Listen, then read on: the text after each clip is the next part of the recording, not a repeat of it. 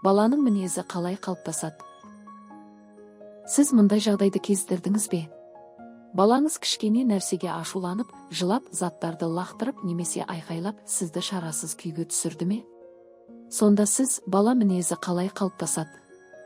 Ол туа біткен бе, әлде тәрбиенің нәтижесі ме? Деп ойлануыңыз мүмкін. Бүгін біз осы сұраққа жауап іздейміз. Туа біткен мінез ерекшеліктері. Ең алдымен, баланың мінезі оның туа біткен темпераментіне байланысты. Әр бала дүниеге келгенде әртүрлі мінезбен келеді. Кейбіреулері табиғатынан жайлы, әрдайым күлімдеп жүреді, ал басқалары қызба, тез ашуланғыш болып келеді. Бұл айырмашылықтар генетикалық ерекшеліктерге және жүйке жүйесінің даму деңгейіне байланысты. Бірақ уайымдамаңыз.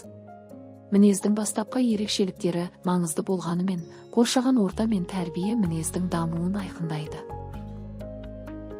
Қоршаған ортаның әсері.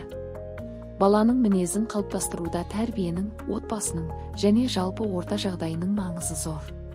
Әсіресе ата-ананың тәрбиелеу әдістері баланың эмоциясын қалай басқаратынына тікелей әсер етеді.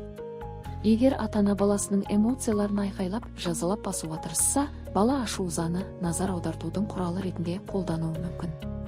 Ал егер ата-ана сабырлы, түсіністікпен қараса, бала да өз эмоцияларын басқаруды үйренеді. Сонымен қатар, отбасындағы атмосферада үлкен рөл атқарады. Егер үйде жиі ұрыс-керіс, сын айту, айғай болса, бала күйгелек, ашуланшақ болып өседі. Ал егер үйде жылы қарым-қатынас, түсіністік пен қолдау болса, бала сабырлы болуды үйренеді. Баланың мінезін қалай реттеуге болады? Бала мінезі өзгермейді деп ойлайсыз ба? Олай емес. Ата-ана белгілі бір әдістерді қолдану арқылы баласына эмоцияларын басқаруға көмектесе алады. Балаға өз сезімдерін дұрыс жеткізуді үйрету. Бала ашуланғанда оған жылама немесе ашуланба деп айтудың орнына оның эмоцияларын сөзбен жеткізуге көмектесу керек. Мысалы, қазір сен ашуланған сияқтысың. Маған неге ашуланғаныңды айта аласың ба? Деп сұрасаңыз, бала ашуын сөзбен білдіруді үйренеді. Ата-ана өзі үлгі болу керек. Балалар эмоцияны басқаруда ата-анасынан үйренеді. Егер ата-ана кез келген мәселеге ашуланып, дауыс көтерсе, бала да дәл осылай істейді. Ал егер ата-ана қиын сәттерде сабыр сақтап, терең дем алып, ойланып әрекет етсе, бала да соны қайталайтын болады. Балаға эмоцияны реттеудің балама жолдарын үйрету. Бала ашуланғанда оны терең дем алуға, 1-ден 10-ға дейін санауға немесе сурет салуға, құрастырғышпен ойнауға бағыттау керек. Осылайша бала ашуды шығару үшін айқайлау мен жылаудың қажеті жоқ екенін түсінеді. Баланың мінезі бір мезетте қалыптаспайды.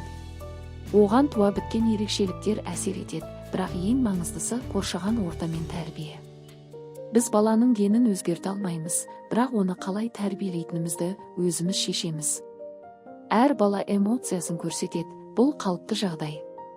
Бірақ ата-ананың сабырлы, түсіністікке толы көзқарасы баланың мінезін дұрыс қалыптастыруға көмектеседі. Бала эмоциясын түсінейік, оларға ең жақсы үлгі болайық. Егер бұл видео сізге пайдалы болса, лайк басып, жазылуды ұмытпаңыз. Келесі кездескенше